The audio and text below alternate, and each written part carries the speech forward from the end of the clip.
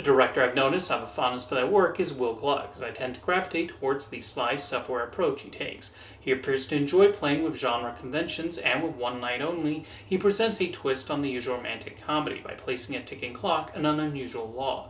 This is the sort of premise you might expect to see in a 1970s science fiction film, but it's instead placed in present-day New York with people looking to make love in the Big Apple. While the concept of this law, where single people can only have sex for one night, invites several questions, at a certain point, the witty humor and the chemistry between the two leads allow me to somewhat look past that. Although yes, the premise does require a lot of suspension of disbelief.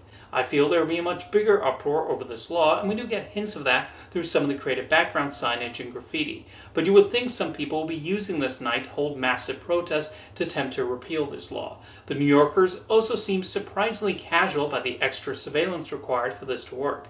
Then again, we are constantly monitored in our reality too, so maybe that's not too far-fetched.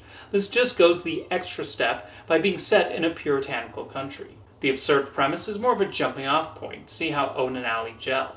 Thankfully, it is enjoyable seeing their relationship evolve. The movie utilizes the familiar rom-com boy meets girl concept with these two, but Callum Turner and Monica Barbaro successfully trade barbs and other remarks so they keep running into each other. I did find their interactions humorous with some funny bits between the two of them.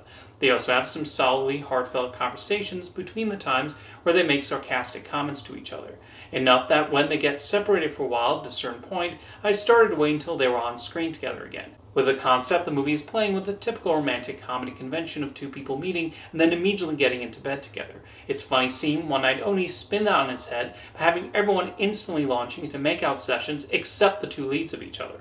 There are other funny gags throughout the movie, whether involving visual jokes or some great physical comedy bits that the actors are completely game for. It's through these comedic interactions that Gluck and screenwriter Travis Brown seem to almost be calling back to comedies from the 30s and 40s, albeit through a modern lens. While there are a few slow parts, and it does require wrapping one's head around the concept, One Night Only provide enough funny moments for me. It's also a reminder of what I tend to like about Will Gluck's films, as he's often good at showing the growing interactions between his characters, even when they start out at odds with each other. I enjoyed spending time with these characters, who provide their own charms and likable qualities, as simply defined as they are.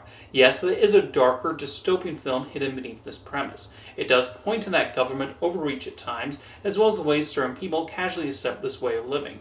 But this law primarily exists to set the running clock for the two leads, who become a winning presence.